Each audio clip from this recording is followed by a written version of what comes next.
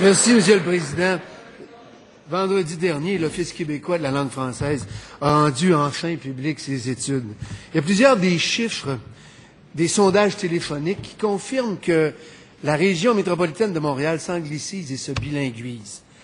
L'augmentation fulgurante en 2 ans de l'anglais ou du bilingue comme langue d'accueil, c'est 40% en 2 ans. Et l'augmentation de la langue de service, 25% en 2 ans, décrit très bien la réalité. Il y a de plus en plus de gens qui sont bilingues, mais ils vivent d'abord et avant tout en anglais.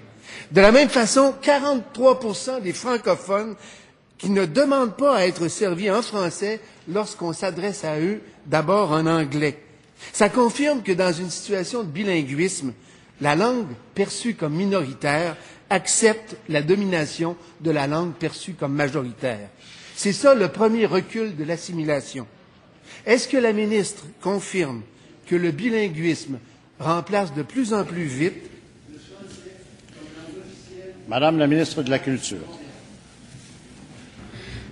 Merci, Monsieur le Président. Je remercie le député pour sa question. Ces études de l'OQLF ont été rendues publiques vendredi dernier.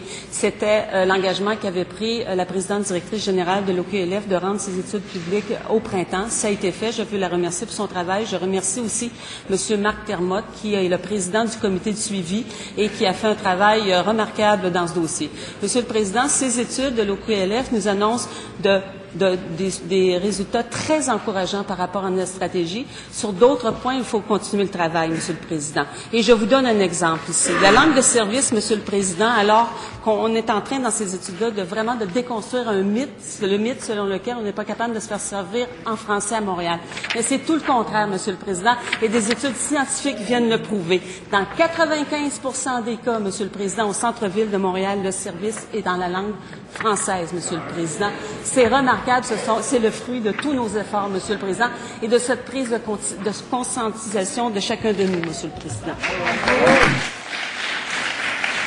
Complémentaire, Monsieur le député de Bourgeois.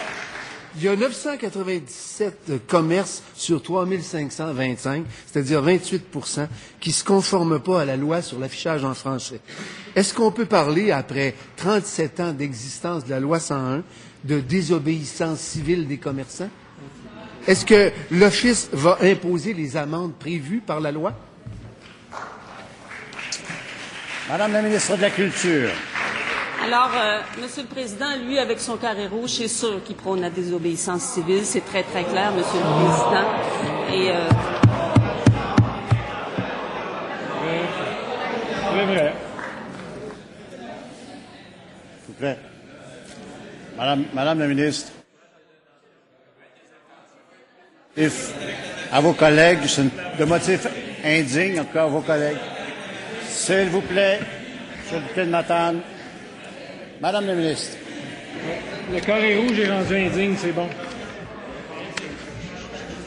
Madame la ministre.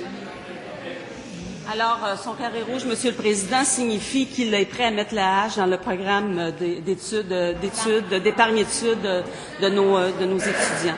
Monsieur le Président, dans ces études, il y a des éléments sur la question de l'affichage qui sont... À la question. Ben c'est ça, on parle d'affichage, je parle d'affichage.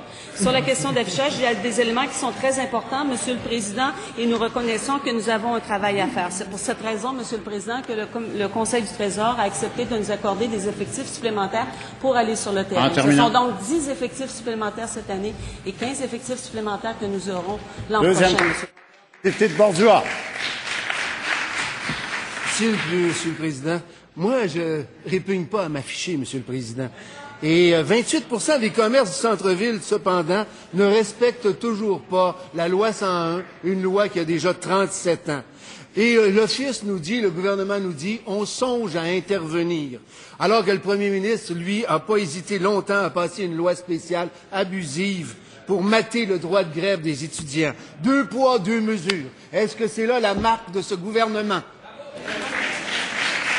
Madame la ministre de la Culture. Monsieur le leader du gouvernement.